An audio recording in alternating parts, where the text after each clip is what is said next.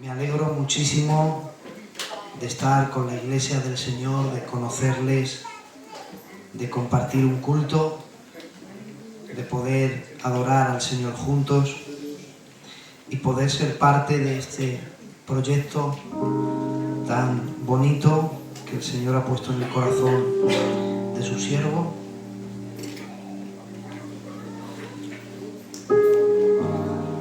Bueno, somos de una iglesia de Alcalá, de la zona de Madrid, que se llama Campo del Ángel. Me acompaña mi hermano, somos 4 hermanos, somos 6 hermanos, 4 hombres y dos mujeres, y él es el pequeño de los hermanos. Es la primera vez que él se viene conmigo,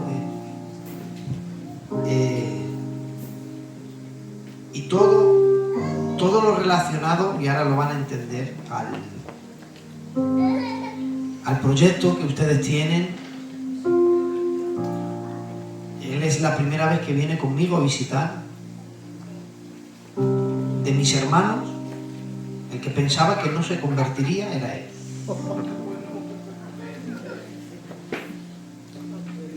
Yo jamás pensé que él se convertiría, y el año de los bautismos anteriores él se bautizó.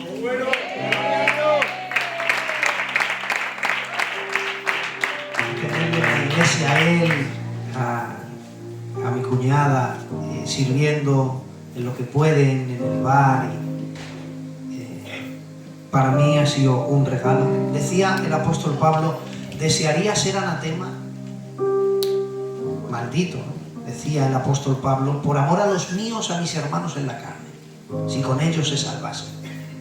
Porque no hay mejor pasión que tener pasión por las almas perdidas. Y verán, él decía, yo, Chache, te acompaño, pero yo nada. Yo me siento ahí y yo nada. Yo no presento ni el culto. Digo, tranquilo, tú no te preocupes. Y ya tiene que ser apasionado, que a él sí le gusta el fútbol. Y hoy que juega el Madrid, ha decidido venir al culto. A mí son cosas que, bueno, yo respeto todo, pero a mí el fútbol no me gusta. A mí me apasiona esto. Yo siempre que puedo lo digo, no sé hacer otra cosa, no quiero hacer otra cosa, y no me interesa hacer otra cosa que adorar y servir a Dios. Se suele decir, pastor, se suele aconsejar que cuando vas de visita, y más cuando sales fuera de tu zona, que vayas con un mensaje cómodo, que domines. Eso es lo que suelen aconsejar mucho. Que no es que sea para quedar bien, sino que sabes. Todos los predicadores, los que son predicadores me van a entender, siempre hay algún mensaje que tienes, que no es que quedes bien, es que haces bien a donde lo prediques. Es como ese mensaje que es como una pieza de un puzzle que encaja en todas las iglesias y que haces bien y que es palabra de Dios y que no está mal hacerlo. Pero luego está lo otro. ¿Y qué es lo otro? Que yo no visito los días de culto. Los días que hay culto en mi iglesia yo no suelo visitar. Yo tengo martes, jueves, sábado y domingo. Yo no suelo aceptar invitaciones. No suelo, aunque sea para sentarme y escuchar o servir, que en este caso servimos como lo que está haciendo el hermano y proyectamos, aunque sea para servir, yo no falto a mi iglesia. Y cuando el pastor me llama y él me dice, te necesito, pero a lo mejor es pronto para el martes. Yo que no suelo faltar a los cultos, le digo y no sé cómo, sí,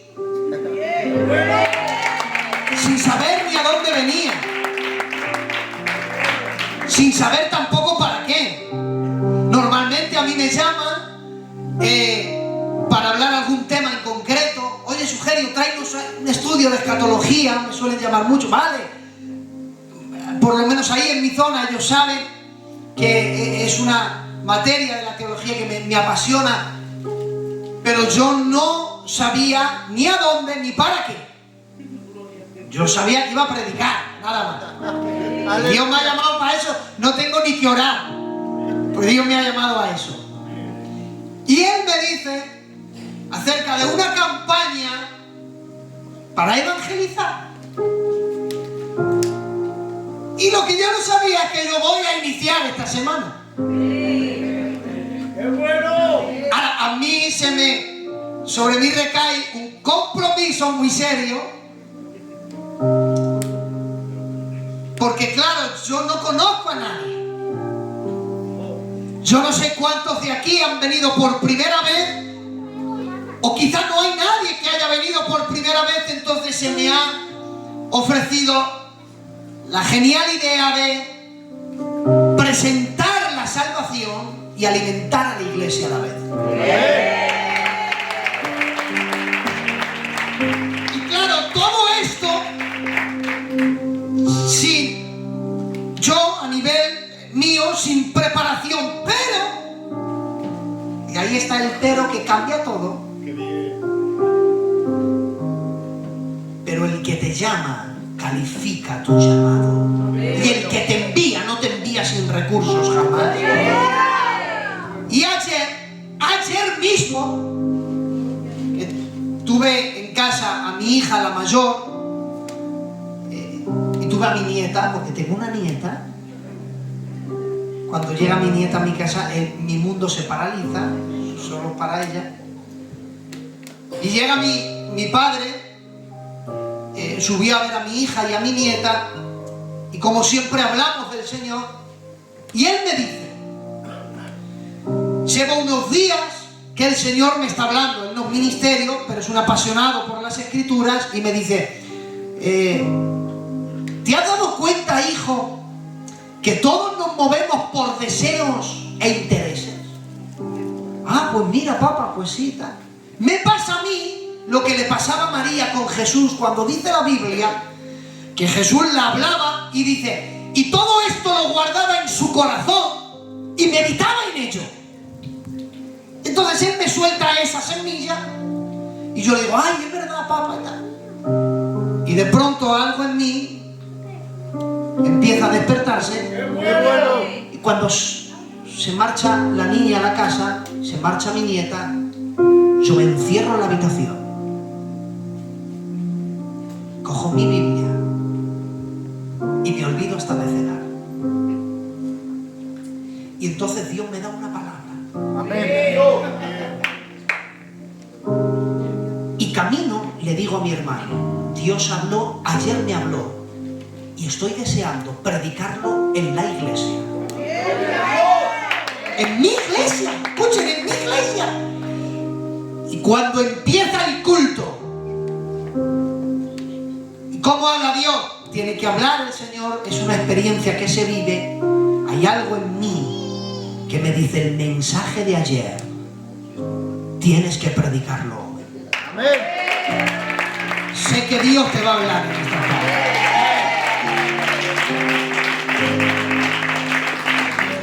Y hoy que yo había venido pensando que iba a hablar acerca de Jesucristo en el tabernáculo y cómo está escondido, como esto no es mío, porque nada podemos dar si no lo recibimos del cielo. Como esto es algo que el Señor me prestó ayer, es un pan recién horneado del cielo. Y como lo que ha ocurrido en el inicio del culto no ha sido otra cosa, miren, pastor, ¿puedo? Hubo un momento que el pueblo de Israel se levantaba, y un día se levantó y vio que en el tabernáculo, o sea, en el campamento y sus alrededores había empezaba a caer algo así del cielo y caía. Entonces la gente empezó a cogerlo y empezaron a decir: ¿qué es esto? ¿Qué es esto? Y llamad a Moisés. Moisés, ¿qué es esto? Dice la Biblia que empezaba a llover todas las mañanas algo blanco, menudo, blanco como la nieve. Decía Moisés: es Dios, es alimento. Y empezaron a comer. Es dulce como la miel, y alimentaba. ¿Y qué hacemos con esto? La Biblia dice que Dios le había dicho a Moisés que cojan un gomer. La medida es 1,5 kilos. Que los llenen. Que cojan la ración diaria, que no cojan para 2 días, porque mañana volverá a llover otra vez. No hace falta para 2. Con 1 basta. Si quieren mañana comer, que se levanten, que salgan al campamento. Y dice la Biblia que todas las mañanas salían de su tienda, no tenían ni que trabajar. Había algo que caía del cielo, blanco, menudo, puro, que alimentaba y lo cogían. Pero claro, ellos podían cogerlo y meterlo en el gomer y después comérselo sin lavar en un desierto, porque a Dios se le ocurrió la genial idea de hacer algo maravilloso. Y es que dice la Biblia que antes de que el maná descendiera, llenaba el campamento y sus alrededores de un rocío. Y Dios, antes de elaborar el pan, Dios hacía un rocío. Y cuando caía el pan, nunca tocaba la tierra del desierto. Caía sobre el rocío. Era como decir: os voy a dar algo puro, santo, pero no lo voy a mezclar con la tierra inmunda. Dios les dio Dios el mejor pan que nadie ha cocinado, y se lo sirvió en el plato más limpio que nadie ha tenido, que es el rocío de la noche. Hoy aquí ha habido un rocío en medio de la adoración. Sé que Dios tiene un trozo de pan para la iglesia de Aranda. Dios te va a hablar en esta tarde. Dice la Biblia, Salmos capítulo 38, verso 9. Dice David: Señor, delante de ti están todos mis deseos, y ni aún mi suspiro te ha sido oculto. Aleluya. Lo voy a volver a repetir. Señor, delante de ti están todos mis deseos.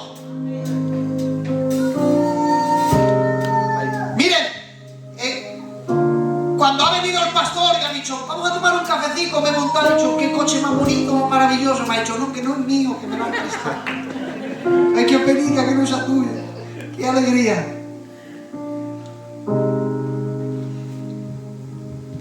Imaginaos el coche. Más bonito no puede ser. Bonito, costoso, cómodo, no le falta detalle. Quítale el motor. Se quedan bonitos, en costoso, en cómodo, pero si le quitas el motor no se mueve. El motor lo impulsa todo. Pues bien, el motor del ser humano no son otros que los deseos que el ser humano tiene. El deseo es lo que empuja el corazón. Y una conducta se inicia con un deseo. Ese deseo genera un pensamiento. Ese pensamiento meditado se convierte en una conducta. Y la conducta mueve tu vida. Y todo comienza con un deseo. David lo sabía muy bien y decía: todos mis deseos tú los conoces. Y hay deseos que nos llevan a tomar malas decisiones, pero gracias a Dios hay deseos que nos llevan a buscar a Dios y hacer lo correcto. Hoy Dios, al los que tienen deseos malos quieren cambiar el deseo, porque como Dios cambie los deseos de tu corazón, cambiarán el rumbo de tu historia. Amén. Y para presentar lo que no tenemos que desear, porque no nos va a traer nada bueno, podíamos preguntar a Jesús: Jesús, ¿qué desean los fariseos? Y entonces Jesús nos contestaría, Juan 8:44, vosotros sois de vuestro padre el diablo y los deseos de vuestro padre queréis hacer. Si le preguntamos: Jesús, ¿qué desean los fariseos? Ellos dicen, ellos desean los mismos deseos que el diablo. Y ahora preguntamos: Jesús, ¿y qué desea el diablo? Dice el verso siguiente: él ha sido homicida desde el principio, no ha permanecido en la verdad y habla mentira. Entonces Jesús nos presentó los peores 3 deseos que el ser humano puede tener. Y los 3 peores deseos es: número 1, es desear acabar con la vida. Es un deseo muy malo, y no solamente hablamos de cometer un asesinato literal, sino que hablamos de ser asesinos de la vida. Y ahí entraría vida carnal e espiritual, porque hay quien se dedica a asesinar a los cristianos dentro de los cultos asesinos, como hace mucho tiempo había por ahí el título de un mensaje: asesinos de la gracia. Porque no hay deseo más malo que intentar acabar con una vida. Es un deseo muy malo, proviene del diablo, desear matar la vida de gente que ha nacido de nuevo. Esos eran los deseos que había promovido el demonio a Saulo, que quería matar a los cristianos. Y de pronto se cruza Dios en su camino y le dice: Jesús, Saulo, ¿por qué me persigues? Si yo soy Saulo, le digo, yo a ti no te persigo. Yo persigo a los cristianos, a ti no. Estás en el cielo, yo a ti no puedo perseguirte. Pero Saulo no pudo llevar la contraria a Jesús, porque hasta Saulo sabía que quien persigue a los cristianos, quien quiere acabar con los cristianos, le persigue a él. Te tengo una noticia, Aranda: quien te persigue a ti, le persigue a él. El que te quiere hacer daño a ti, le quiere hacer daño a él. Deseos de matar, deseos de no permanecer en la verdad, deseos de mentir. Esos son los 3 peores deseos que el ser humano puede desear. Pero hoy Dios va a despertar aquí no los deseos del diablo. Él va a despertar en Aranda, en este tiempo, los deseos de Jesús. Amén. Y te voy a dar el deseo de Jesús dicho por su boca. Hay un texto que cuando mi padre me dijo: hijo, todos nos movemos por deseos, intereses. El primer texto que se me vino a la mente, que se lo dije, sí, es cierto. Jesús dijo en una ocasión: cuánto he deseado cenar con ustedes la cena de la Pascua. Ese era su deseo. ¿Sabes cuál era el interés de ese deseo? Minutos después los estaba lavando los pies a todos, les estaba sirviendo todo.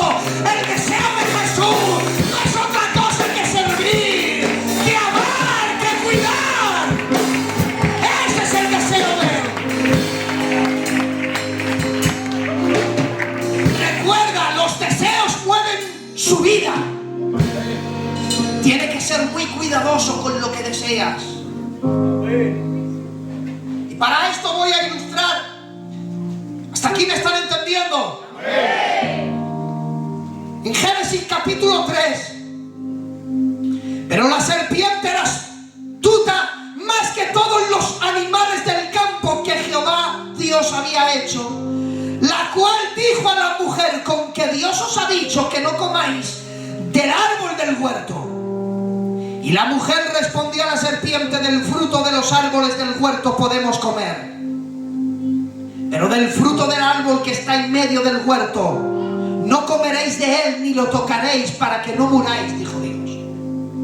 Entonces la serpiente le dijo: no moriréis, sino que sabe Dios que el día que comáis de él serán abiertos vuestros ojos y seréis como Dios, sabiendo el bien y el mal.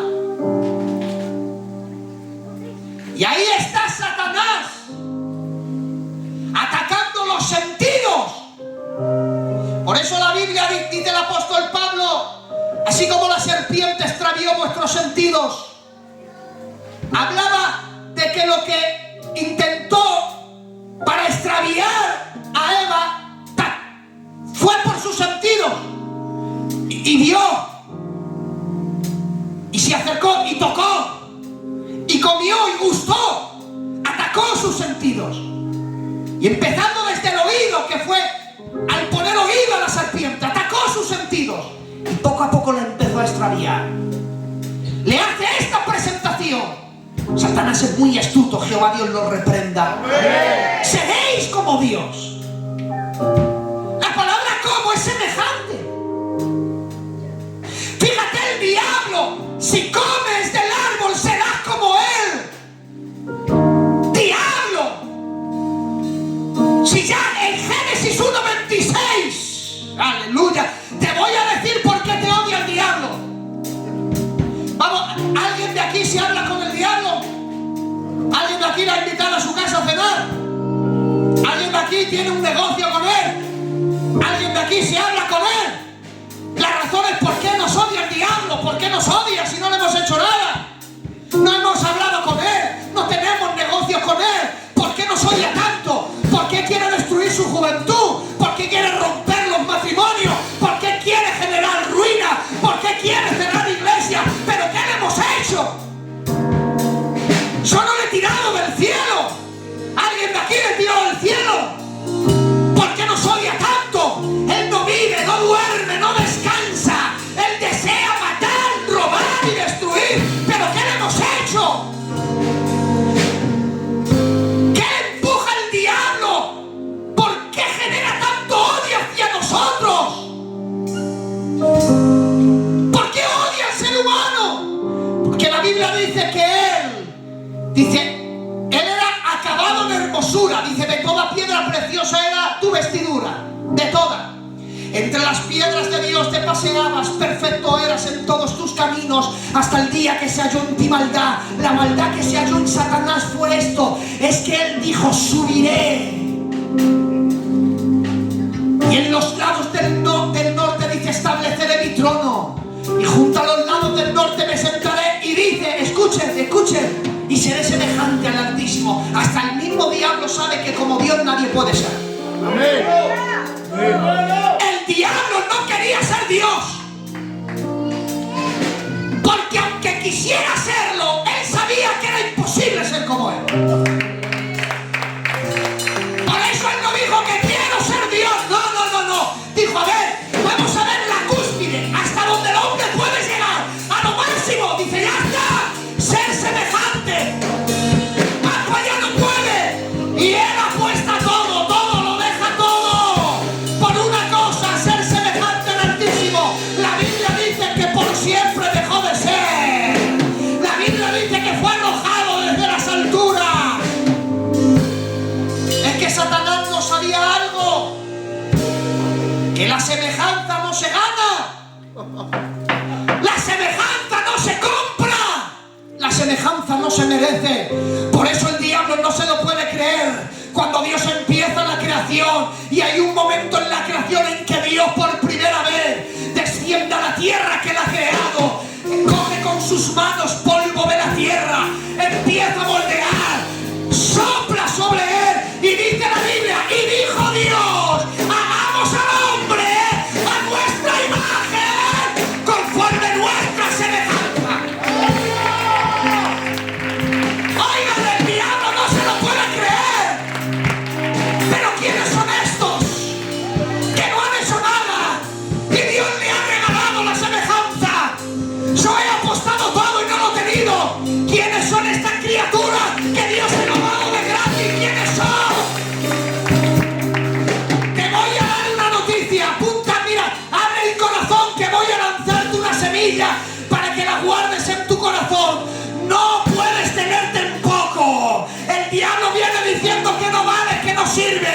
Pues tengo esta palabra de parte de Dios para tu vida.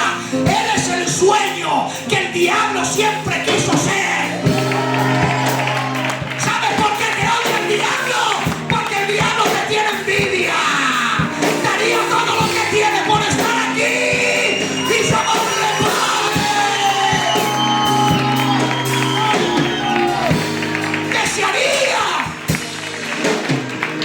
Él desearía estar aquí. Él desearía sentir lo que se siente cuando Dios te perdona. Aleluya. El perdón es un regalo de la gracia de Dios que no lo experimenta ningún personaje angelical. La Biblia dice que los ángeles por un pecado, uno solo, por un pecado, el de la rebelión, uno solo, fueron condenados, sentenciados y apartados por un pecado. La pregunta es: ¿por qué cuando pecas no eres sentenciado de por vida y directo al infierno? Por un pecado ellos sí, pero nosotros. ¿Por qué cuando pedimos perdón a Dios, Dios como que vuelve a resetear la relación que teníamos? ¿Por qué? ¿Qué tenemos nosotros que no tenían ellos? Yo lo explico de esta manera. La fe, según Hebreos 11, está relacionado con lo invisible y con lo que no tienes. La certeza de lo que se espera, no lo tienes. La convicción de lo que no se ve, no le ves. ¿A quién no vemos, pero le amamos y servimos? A Dios. Y todavía no lo tenemos todo. Vamos camino a una perfección. Bien, los ángeles no esperan nada, porque todo lo tienen. Los ángeles sirven a un Dios que han visto. Por lo tanto, ellos no tienen fe. No necesitan la fe, porque la fe está relacionada con servir a alguien que no veo. Ahora, las ventajas de la fe son estas. Dice la Biblia: por gracia sois salvos. El perdón es un acto de la gracia de Dios. Amén. Ahora, imaginaros que si yo llego al centro del púlpito, entro dentro de la gracia y aquí puedo decirle: perdóname. Imaginaros esto.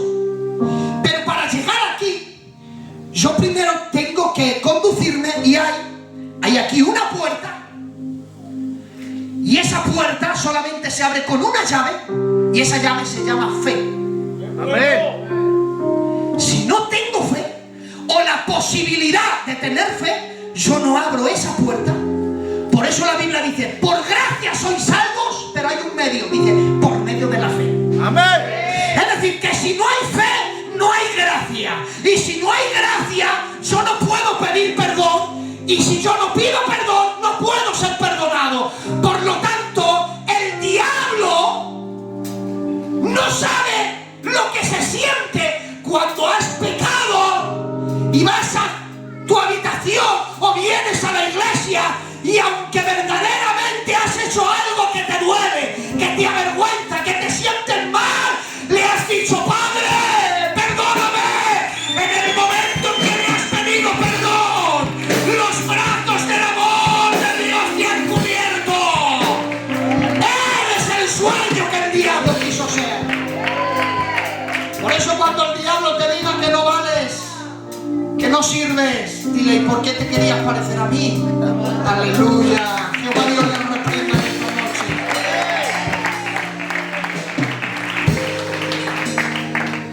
Seréis como Dios.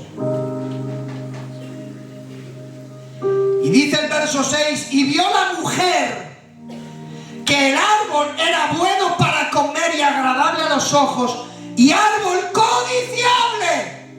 Lo deseó. ¿Y qué deseaste? Para alcanzar sabiduría. Eva fue movido por el deseo de saber qué se siente ser como Dios. Y más aún, fue movido por el deseo de saber lo que Dios sabe.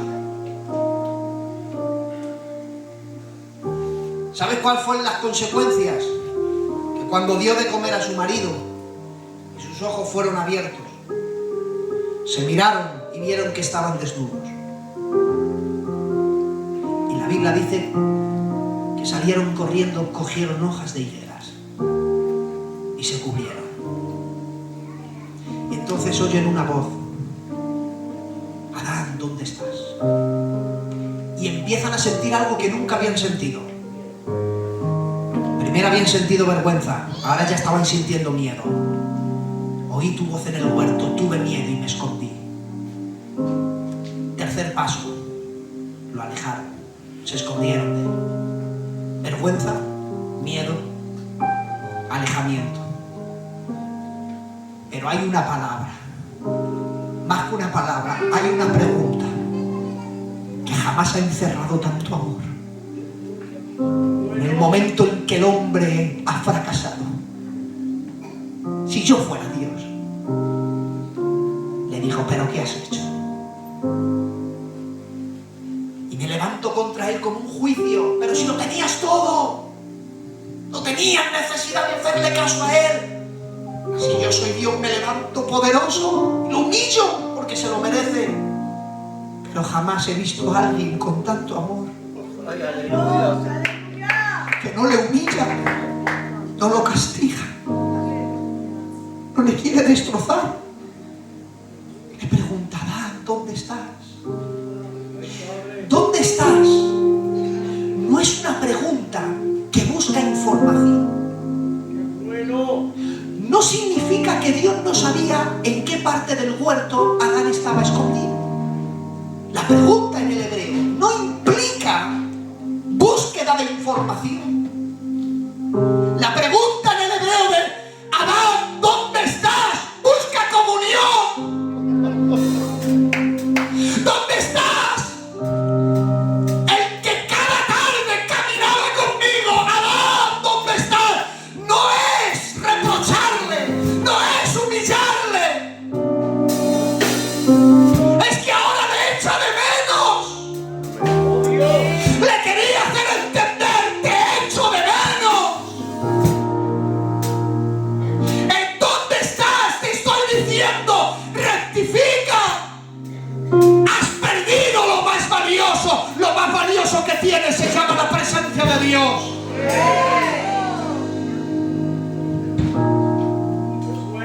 Te adoramos, Rey. Quizá hay gente aquí, yo no conozco a nadie venir aquí por primera vez, que sus actos le han llevado a vivir una vida quizás que se avergüence de lo que ha hecho, aunque no lo comparta, pero se sienta avergonzado, se sienta asustado, con miedos. Quizás se entera la gente: ¿qué hago? ¿Cómo soluciono esto? Puede que haya gente que haya venido aquí y hace mucho tiempo perdieron la comunión con Él. Ya no pasean como paseaban con Él todas las tardes.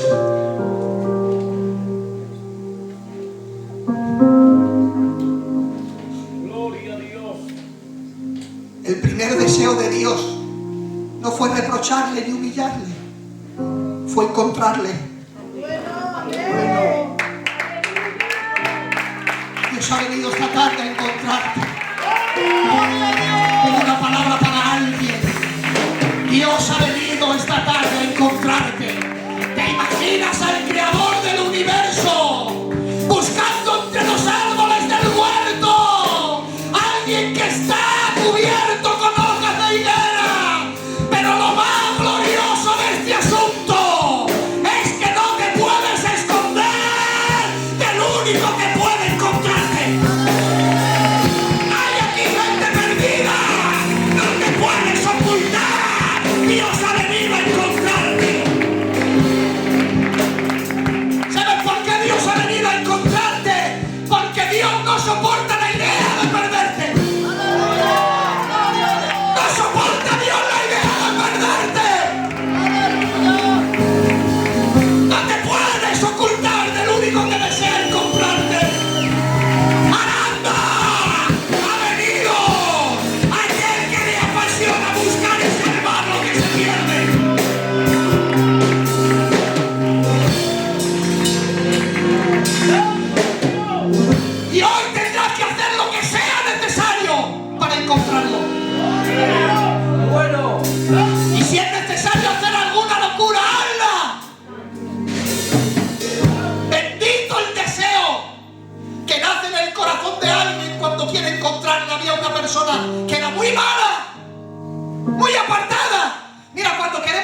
cuando disciplinamos a alguien y no aprende, cuando queremos más disciplinarle y le hacemos una reunión, cuando queremos echarle de la iglesia, ¿cómo le catalogamos? Gentil y publicano.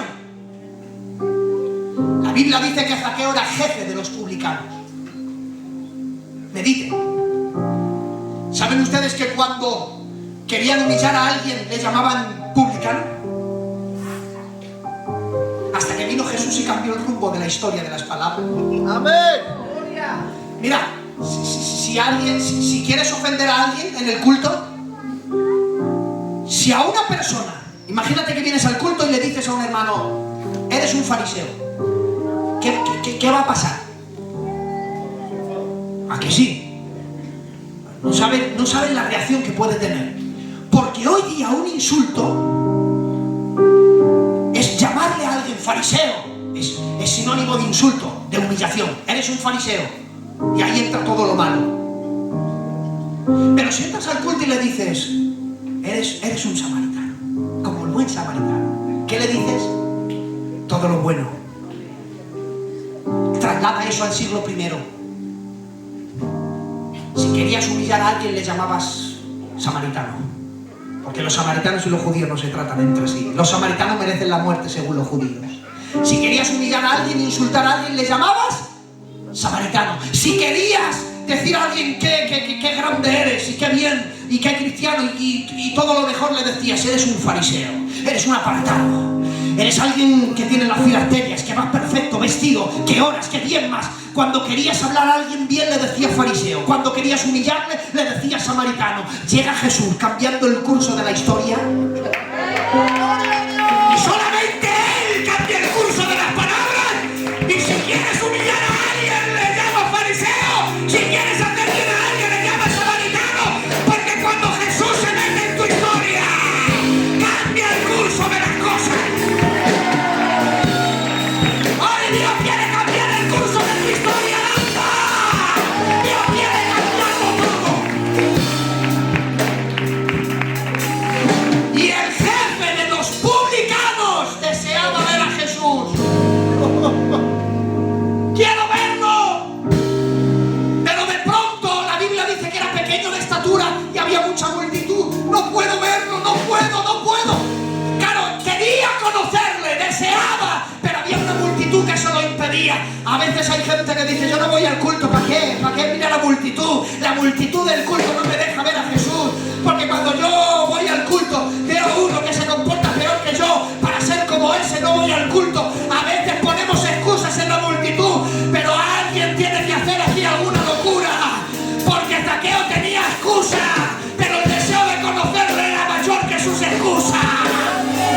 Aunque había la multitud, él dijo, lo que me importa a mí no es la multitud que me impide, quiero conocerle y voy a hacer lo que sea necesario. Y la Biblia dice, la recta final, la Biblia dice que corrió delante de todos. Imagínate a un hombre subiendo por un árbol, trepando. Era jefe de los publicanos, era rico, pero ahora estaba subiendo a un árbol. ¡Aleluya! El sicomoro, ¿saben ustedes que el sicomoro produce unos higos que para que den fruto tienes que con un cuchillo punzarles, porque son súper duros? Si quieres crear un fruto tienes que apuñalarle, tienes que hacerle herida. Y mientras subía Zaqueo, no sabía que desde el cielo Dios le estaba acuchillando. El odio, el rencor, todo lo que había robado. Oigan, cuando pasó Jesús, dice la Biblia, y mirando arriba, el deseo cumplido de un hombre que quería conocerle. Yo no sé si voy a poder. Dame un poquito vos. Yo no sé si voy a poder, porque lo que sentí anoche cuando recibí esto, yo creía que era para mi iglesia. Yo creía que lo iba a predicar por primera vez en el campo del Ángel. Pero oigan, Zaqueo deseó conocerle y Jesús deseó cenar con él en su casa.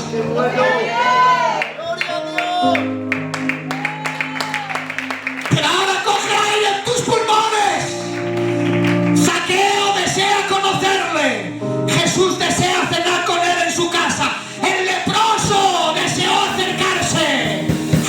deseó sanarlo.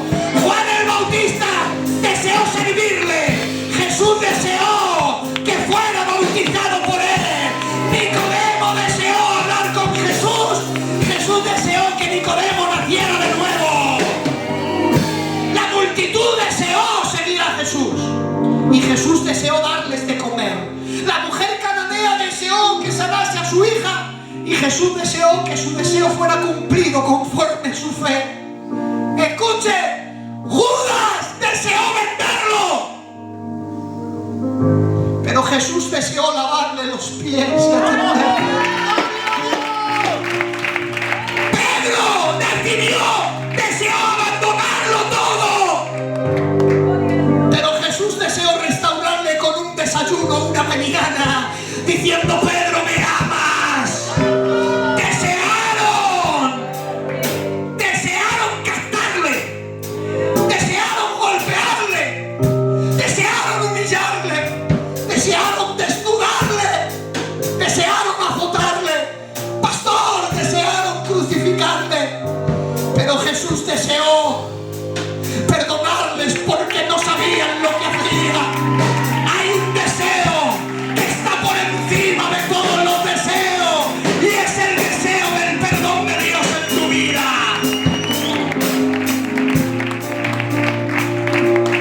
¿Cuándo entenderás que eres el centro de su amor? ¿Cuándo?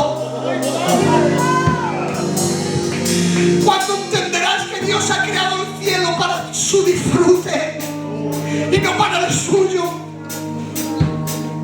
Cuando entenderás que al que le acepta, le ha hecho, él es heredero, el hijo, pero nosotros somos coherederos. Termino con esto. ¿Cómo que yo coheredero?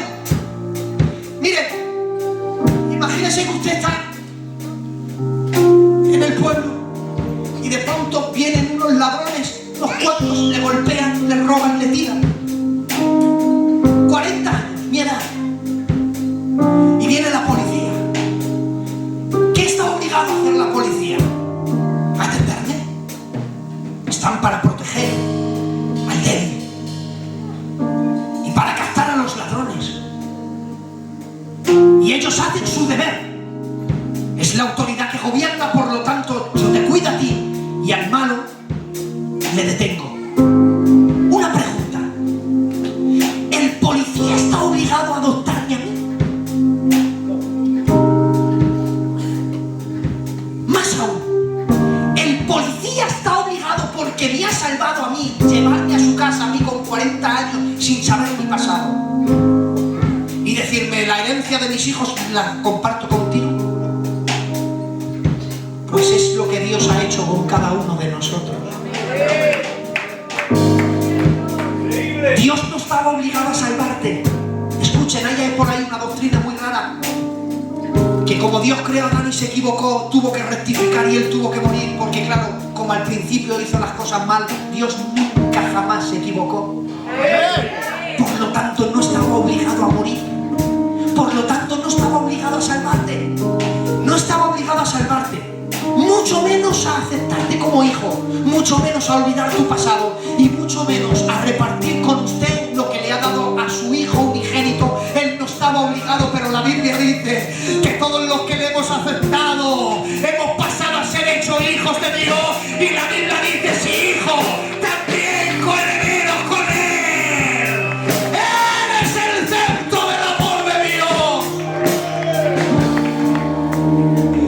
Puede que haya gente aquí que se sintió como se sentía Israel. En su principio le dijo: así ha dicho Jehová el Señor, Jerusalén, en tu origen, en tu nacimiento, es la tierra de Canaán, y tu padre fue amorreo y tu madre Tera. El día que naciste no fue cortado tu ombligo, ni fuiste lavada con agua, ni con sal, ni envuelta en fajas. No hubo ojo que se compadeciera de ti. Y Dios pasó y había una nación que no se compadecía. Pero la Biblia dice: y pasando delante de ti te miré y te amé. Y te dije: vive. Tienes que repetir el verso 6. Sí, le dije vive. Aranda, hoy a los que duermen vengo con una palabra, vive, vive, vive, vive. Ponte en pie y vamos a adorar a Dios. Porque lo que Dios me dio ayer se ha terminado. Pero si hay alguien hoy aquí que ha venido perdido en el inicio de esta campaña, quizá deseaste huir, pero es que Él desea encontrarte. Los que a mí me conocen, yo predico, y mientras la iglesia adora, yo dejo el micro y me bajo. Jamás me despido de la iglesia. No está mal que se haga, no está mal, pero es algo que me acompaña desde que predico en el 2009. Nunca jamás me despido de una iglesia, hermano.